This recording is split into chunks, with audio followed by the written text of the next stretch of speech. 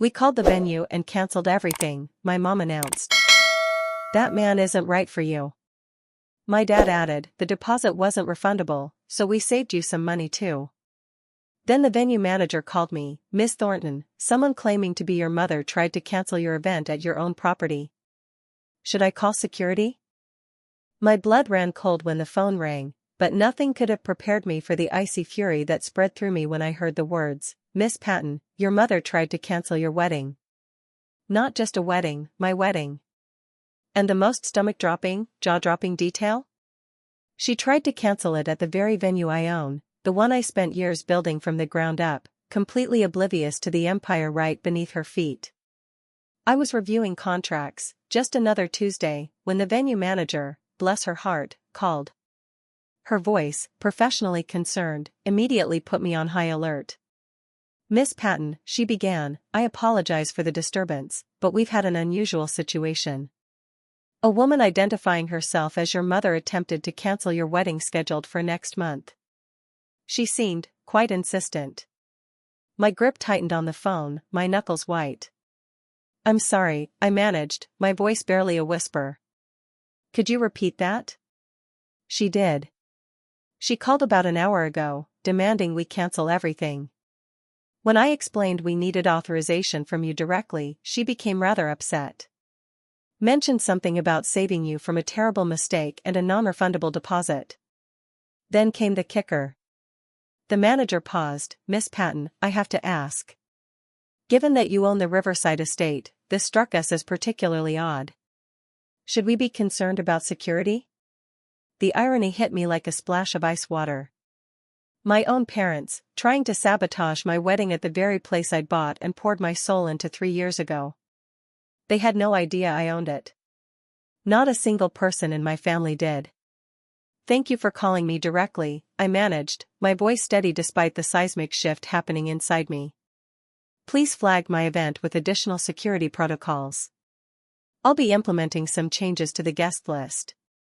After I hung up, I just sat there, motionless in my office chair. The audacity. It was breathtaking, even for them. But deep down, I shouldn't have been surprised. This was just another Tuesday in a lifetime of their constant, suffocating interference. Being the youngest daughter in the Patton family meant living under a microscope. My parents had my entire life mapped out before I could even vote, the right schools, the right friends, the right career path. When I chose hospitality management over law school, their disappointment was a physical thing, thick in the air. When I started investing in real estate at 25, instead of joining the family firm, they called it reckless.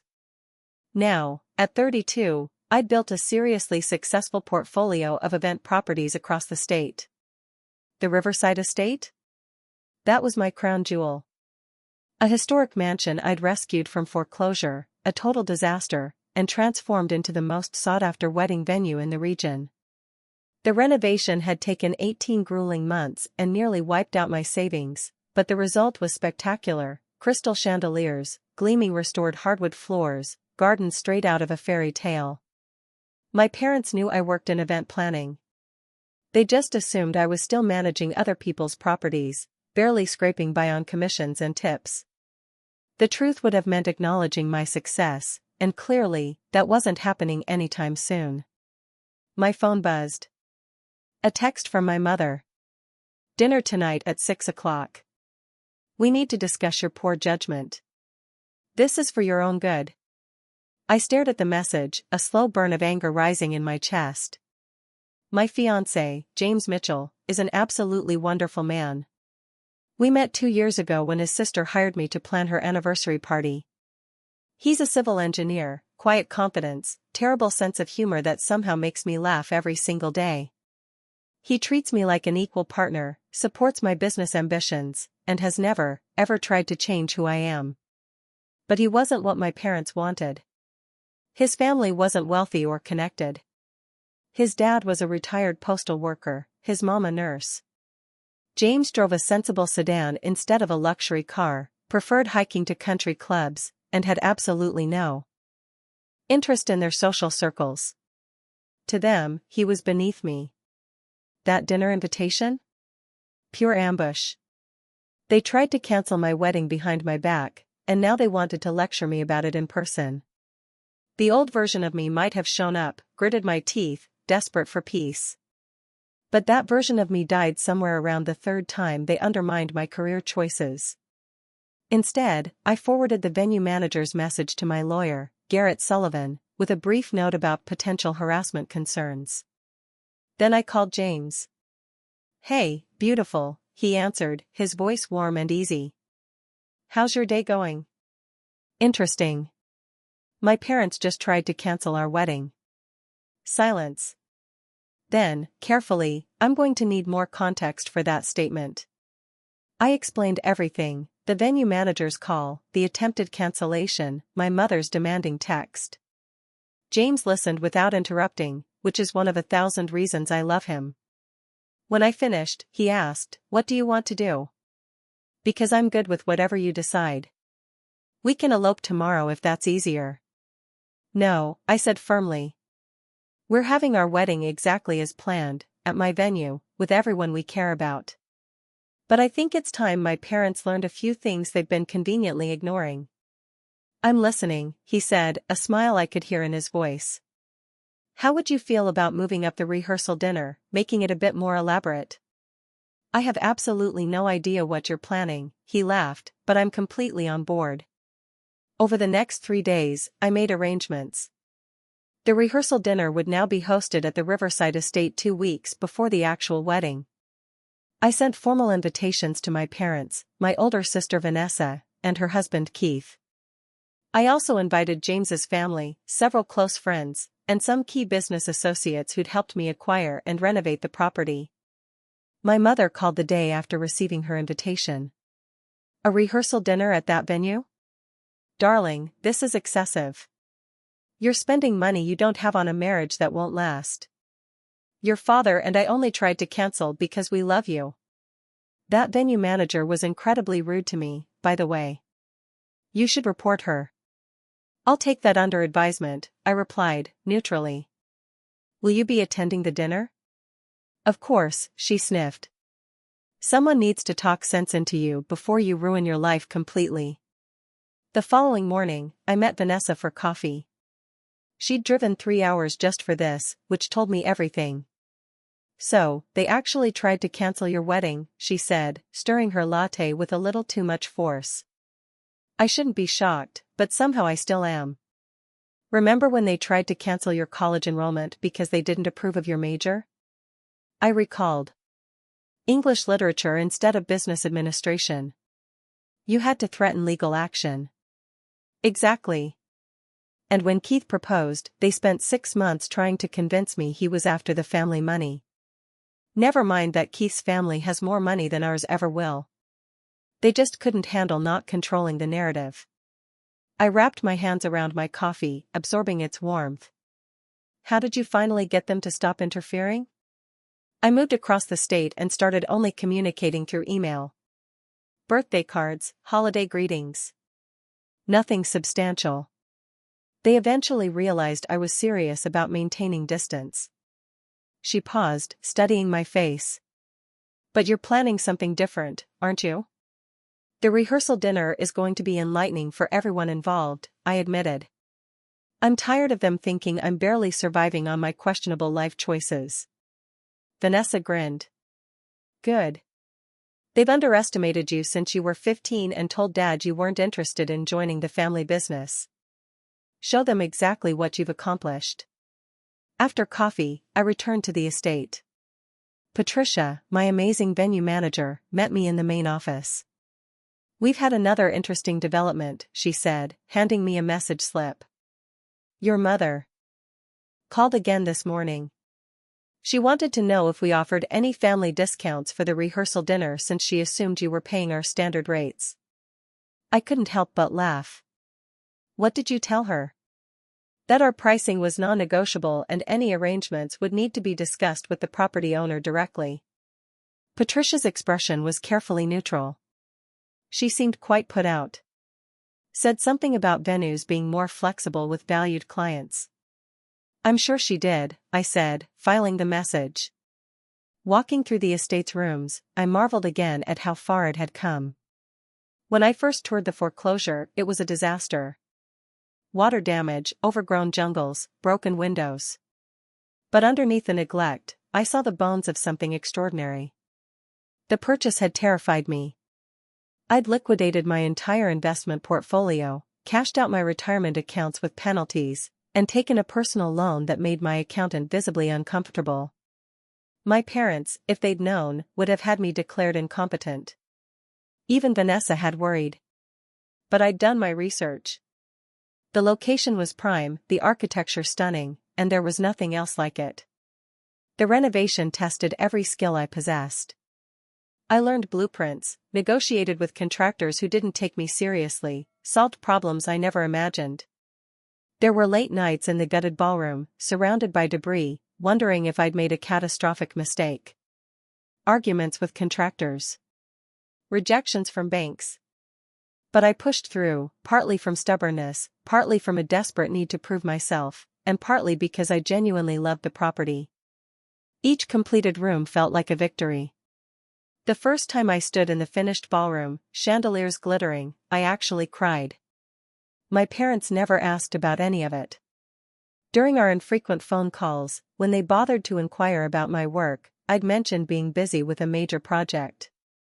They'd make vague sounds and change the subject to Vanessa's achievements or their latest charity function. The possibility that I might be succeeding beyond their expectations simply didn't register. James had been the first person who truly understood what I'd built. When his sister hired me, he arrived early to help set up and spent 20 minutes just walking through the rooms. "You created this," he'd said, not as a question. "This whole place, the vision, the execution, everything." "How did you know?" I'd asked, surprised. "Because I've been in a lot of venues, and this one has personality. Consistency of design choices that only comes from a single directing vision. Plus, my sister mentioned you were the owner, not just the planner." He'd smiled at my expression. "She's thorough with her research." That conversation led to coffee, then dinner, then 2 years of the healthiest relationship I'd ever experienced. James never tried to diminish my success or redirect my ambitions. His proposal was perfect and private, on the estate terrace at sunset. No grand gestures to impress others.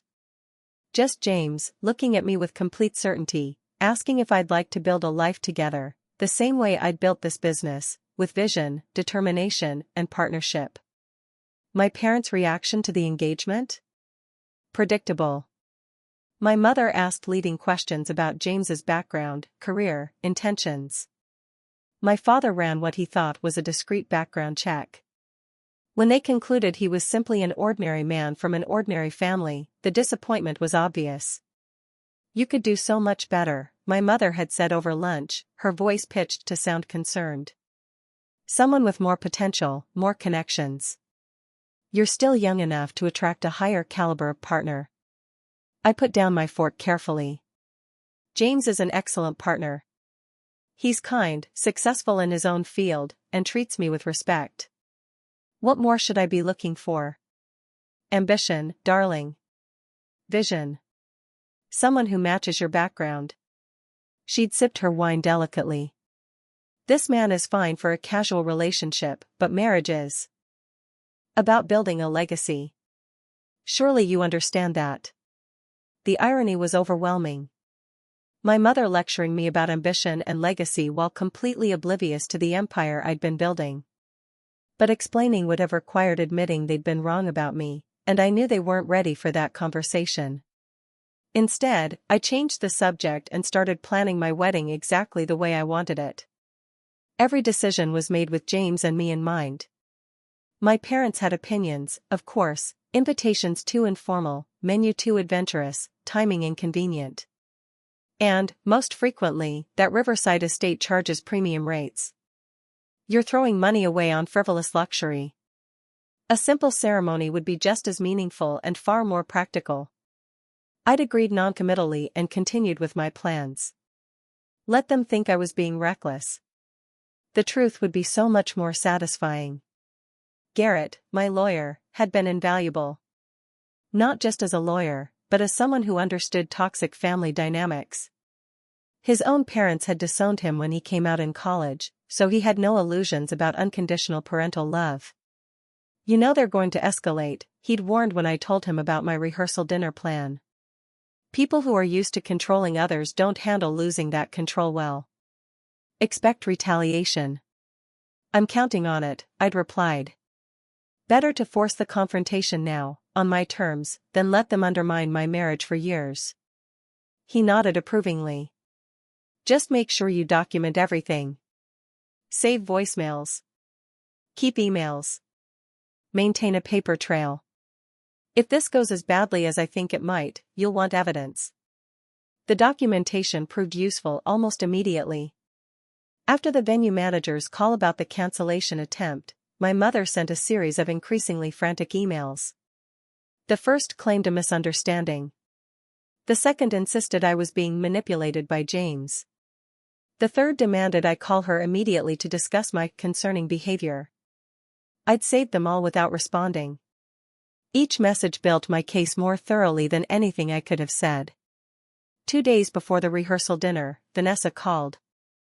"Mom's been telling everyone at the country club that you're having a nervous breakdown," she said, her voice laced with disbelief. "Apparently, wedding planning stress has made you paranoid and irrational. Several of her friends have reached out to me, asking if you're getting professional help." "Of course she has," I said, unsurprised. "She can't admit she crossed a line, so I must be mentally unstable." "The narrative is really detailed, too," Vanessa continued. "She's claiming you've become obsessed with this wedding, spending money you don't have to impress James's family, and that Dad tried to have a calm conversation about budgeting, and you screamed at him." Vanessa's tone made it clear she didn't believe a word. "Just wanted you to know what you're walking into. Thanks for the warning. Are you still coming? Wouldn't miss it for anything." Keith's bringing popcorn, metaphorically speaking. The night before the rehearsal dinner, James found me in the estate's garden, ostensibly checking on the landscaping, but really, just trying to calm my nerves. Despite my confidence in the plan, confronting my parents publicly was still daunting. "Second thoughts?" he asked, settling beside me on the stone bench. "Not about us. Never about us." I leaned against his shoulder. "Just wondering if I'm doing the right thing. Maybe I should just let it go, keep the peace, not make waves." "You could," James agreed softly. "You could show up, smile through their criticism, let them think they know what's best for you, and then spend the rest of your life managing their expectations and interference. Or you could draw a line and mean it." "When did you get so wise?" I teased. "I had a good teacher." He kissed the top of my head. "You've taught me a lot about standing up for yourself. Time to take your own advice." He was right. I'd spent too many years trying to earn approval I'd never receive.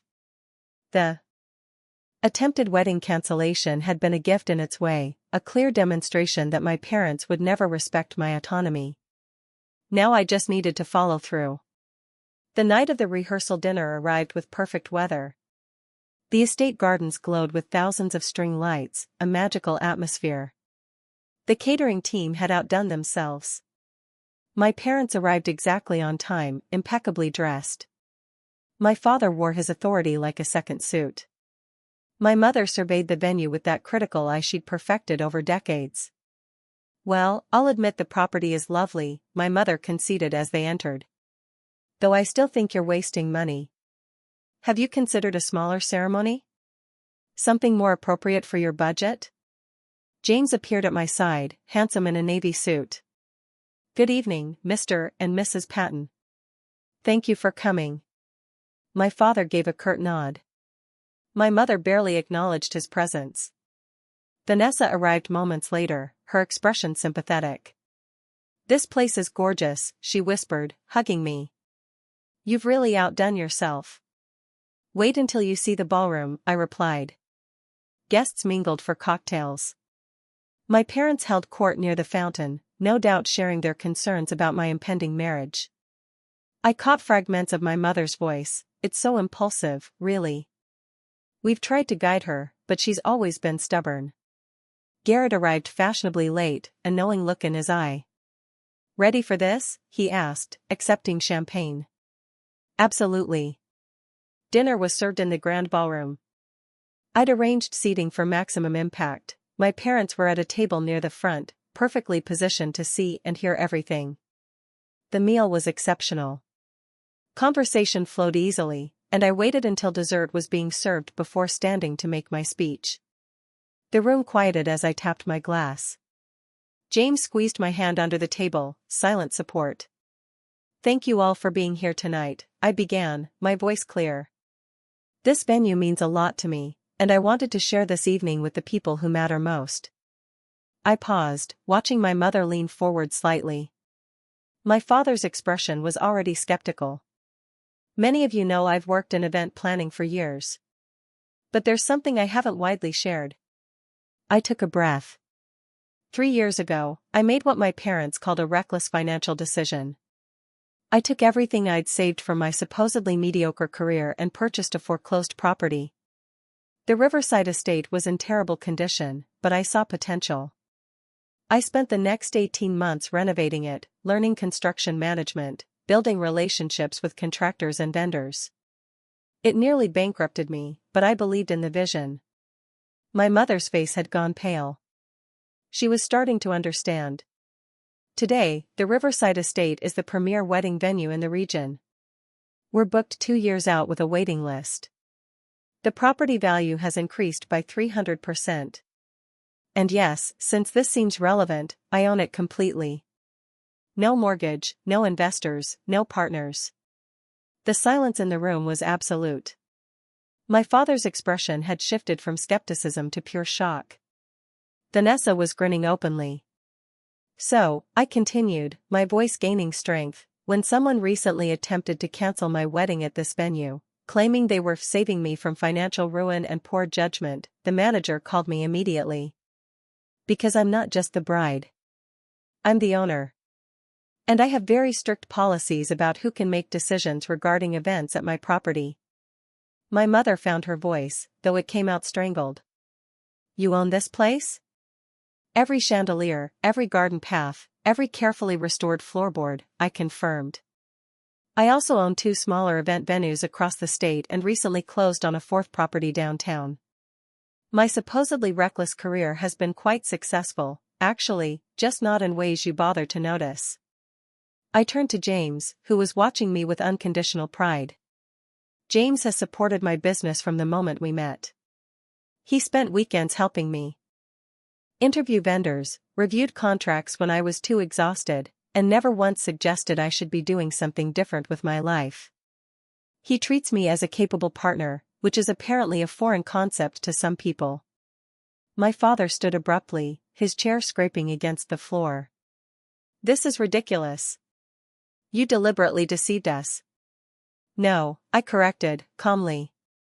I built a life without your permission or approval, because I learned a long time ago that nothing I did would ever meet your standards. You assumed I was failing because success didn't look the way you expected it to. You tried to sabotage my wedding because you couldn't imagine I'd chosen wisely. And you did it all while standing in a building I own, oblivious to the reality right in front of you. Garrett stepped forward smoothly, producing a folder from his briefcase. Mr. and Mrs. Patton, I'm Garrett Sullivan, Miss Patton's attorney. I wanted to personally deliver these documents informing you that any future attempts to interfere with events at Riverside Estate, or any of my clients' properties, will result in formal trespassing charges. Additionally, you're being removed from the approved guest list for the wedding ceremony next month. My mother gasped. You're uninviting your own parents? You uninvited yourselves when you tried to cancel my wedding behind my back, I replied. Consider this a natural consequence of your choices. You'll receive a full refund for any expenses you've incurred, and I wish you well. But you won't be attending my wedding, and you won't be interfering in my life anymore. Vanessa stood, raising her glass. To my brilliant sister, who built an empire while everyone was too busy underestimating her to notice. Congratulations on everything you've accomplished. The room erupted in applause and cheers. James pulled me close, kissing my temple as glasses clinked around us. My parents remained frozen at their table, the reality of their situation finally sinking in. My father tried one more time. This is absurd. We're your parents. You can't just exclude us from your life. Watch me, I said simply. You've spent years trying to control my decisions, dismissing my achievements, and treating me like a child who couldn't possibly know her own mind. I gave you countless chances to see me as I actually am. You chose not to take them. Now you get to live with that choice. They left shortly after, my mother's face blotchy with tears, my father radiating indignation. Vanessa hugged me tightly as they departed. I'm proud of you. I should have done this years ago. It's never too late, I told her. Set whatever boundaries you need. The rest of the evening was pure joy. James's parents, warm and genuine people, expressed delight at seeing the venue. Friends and colleagues congratulated me on both the business success and the backbone I displayed. Garrett assured me the legal documentation was airtight. As the last guests departed, James and I stood on the terrace, overlooking the gardens. Any regrets? He asked quietly. I considered it honestly. My relationship with my parents was effectively over, at least for now. There would be drama, uncomfortable conversations, years of tension. But weighing that against a lifetime of their control and criticism? None, I said. I'm done letting them treat me like I'm not enough. This wedding is happening exactly as we planned, surrounded by people who actually support us. And if they can't be happy for me, that's their loss. For what it's worth, I think you're extraordinary, James said, wrapping his arms around me. Building all this, standing up to them tonight. You're the strongest person I know. I had good motivation, I replied, leaning into him. You showed me what it feels like to be with someone who doesn't want to change me. Kind of hard to go back after experiencing that. In the days following the rehearsal dinner, the fallout was immediate and dramatic. My mother called 17 times in the first 24 hours alone. When I didn't answer, she began leaving voicemails that progressed from hurt confusion to outright anger. How dare you embarrass your father and me like that, she'd screamed in message number 12. In front of business associates and strangers. We gave you everything and this is how you repay us? By humiliating us publicly? Message 15 took a different approach. Your father's blood pressure has been dangerously high since that disaster of an evening. If something happens to him, it'll be on your conscience. Is that what you want? To destroy your family over some petty grudge? I'd saved every voicemail, just as Garrett advised. The emotional manipulation was textbook, and having it documented felt important somehow. Vanessa reported the family rumor mill was working overtime. According to her sources, our parents were telling relatives I'd had some kind of public meltdown at the rehearsal dinner, making wild accusations and causing a scene. The fact that I owned a successful business empire was conveniently omitted. Aunt Linda called me this morning, Vanessa said during one of our daily check-ins. She wanted to know if you were on medication and whether I thought you needed an intervention. Mom's been very busy spreading her narrative. Let her, I'd replied, surprising myself with how little I cared. Anyone who knows me will see through it. Anyone who doesn't know me well enough to question it probably isn't worth worrying about. The truth was, the rehearsal dinner had been liberating. For the first time in my adult life, I'd stopped performing for their approval.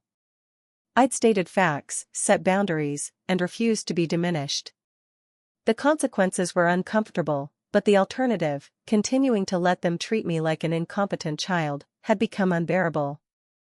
James's parents reached out the day after the dinner with a message that made me tear up in my office.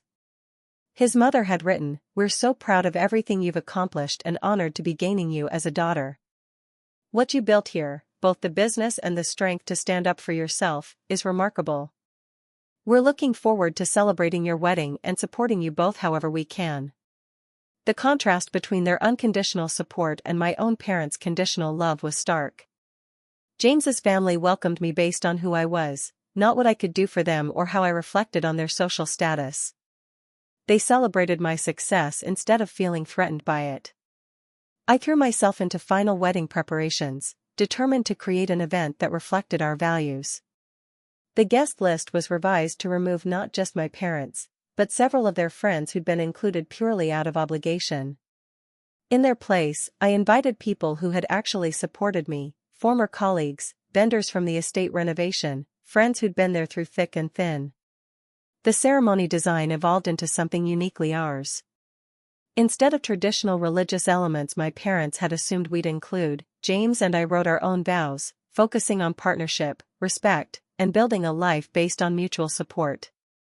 The music was a mix of our favorite songs, including a few that would have made my mother cringe. The whole atmosphere was warm and welcoming, not formal and intimidating. Patricia, my venue manager, had been an incredible ally. She'd dealt with difficult parents before, but she told me my situation was particularly egregious. "I've seen controlling mothers of the bride," she'd said, "but trying to cancel the wedding behind your back at your own property? That takes it to another level. The entitlement is breathtaking." "They genuinely believe they were doing the right thing," I'd replied, still somewhat amazed by the audacity. In their minds, they were protecting me from my own poor judgment. The fact that I'm a successful business owner with better financial sense than either of them doesn't compute. "Well, their loss is our gain," she'd said with a grin. "This wedding is going to be spectacular, and they'll hear about it from everyone who attends." She was right about that. In the 2 weeks between the rehearsal dinner and the wedding, word had spread about the venue owner who publicly uninvited her own parents. Some thought I'd been too harsh. Others applauded the boundary setting. But everyone was talking about it, which led to an unexpected surge in booking inquiries from brides dealing with difficult family dynamics. "They want a venue where the owner understands complicated family situations," Patricia explained, showing me the consultation requests. "Several have specifically mentioned reading about your rehearsal dinner and feeling like you'd protect their boundaries, too." It was oddly touching. My personal drama had somehow become a business advantage, attracting clients who valued the same things I did: autonomy, respect, and the right to make their own choices. One bride, a woman named Teresa, who'd struggled with her mother's controlling behavior for years, was particularly vocal during her initial consultation. "I need somewhere that will actually respect my decisions," she'd said. "Not just pay lip service to it while secretly taking direction from whoever pays the deposit. When I heard you'd legally barred your own parents from interfering, I knew you'd understand." I booked her wedding, immediately recognizing a kindred spirit. My parents made one final attempt at reconciliation 3 days before my wedding. They appeared at the estate unannounced, dressed formally, clearly expecting some kind of dramatic confrontation or tearful reunion. Patricia intercepted them at the entrance, professional and firm. "Mr. and Mrs. Patton, as we discussed via your attorney, you're not permitted on this property without explicit permission from the owner. I'll need to ask you to leave." "This is absurd," my father had blustered. "We're here to see our daughter. We have rights." "You have no rights to access private property where you're not welcome," Patricia corrected calmly.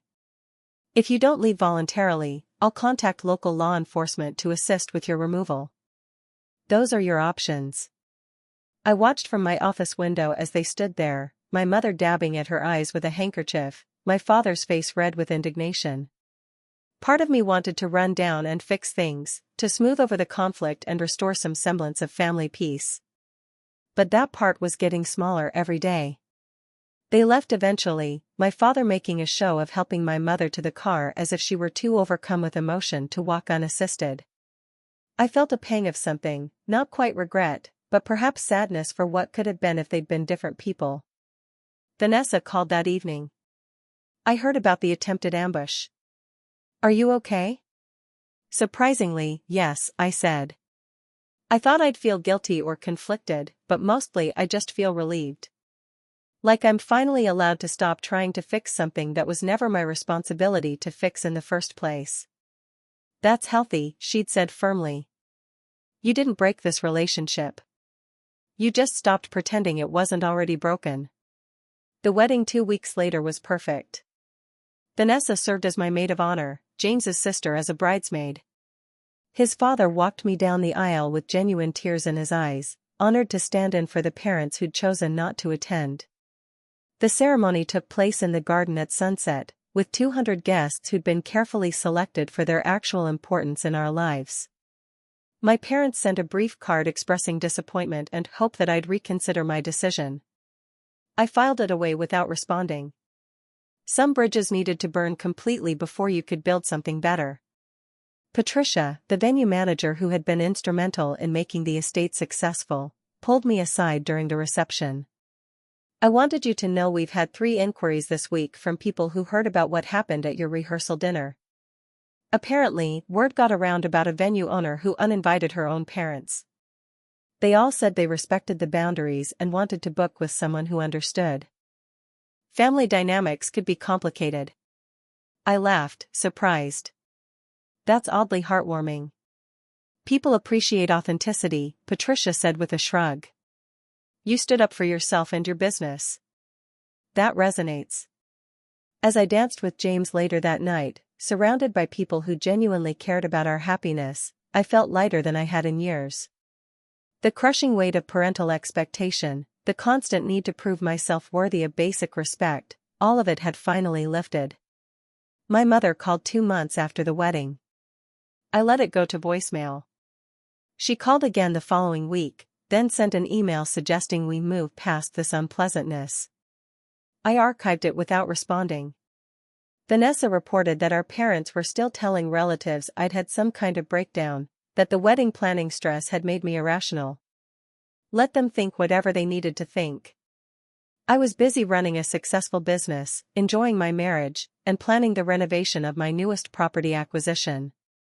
Their narrative about my life had never been accurate anyway. Eventually, about 6 months after the wedding, I sent them a brief letter. Not an olive branch, exactly, but a clear statement of terms. If they wanted any relationship with me moving forward, it would require acknowledging my autonomy, respecting my choices, and treating both James and my career with the consideration they deserved. No more controlling behavior. No more dismissive comments. No more attempts to sabotage my decisions. I never received a response. Vanessa said they'd read it together over breakfast and then changed the subject to something about the country club. Some people, I realized, would rather lose their children than admit they'd been wrong. James and I celebrated our first anniversary at the Riverside estate, hosting a small dinner party in the same ballroom where I'd finally stood up to my parents. The property had continued to thrive, earning industry awards and attracting high-profile clients. I'd hired additional staff, expanded services, and started teaching workshops on venue management. Standing in that ballroom, watching people I loved celebrate with us, I thought about the venue manager's phone call that had started everything. The moment I'd learned my parents valued control over their relationship with me. The decision to finally stop seeking approval I'd never receive. "Penny for your thoughts?" James asked, appearing with 2 glasses of champagne. "Just thinking about how one phone call changed everything," I said, accepting the glass.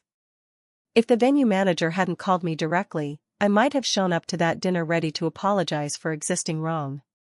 "But she did call," James said, "and you didn't apologize. And now look at everything you've built." He gestured around the ballroom, the successful business, the life we'd created together. "We've built," I corrected.